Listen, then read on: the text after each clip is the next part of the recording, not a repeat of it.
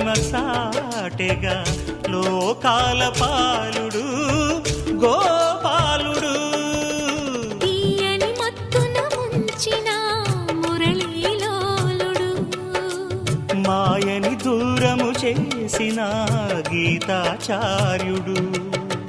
కనుకనే అతని కథ తరములు నిలిచె కదా, తలచిన వారియదా తరగని మధుర సుధా.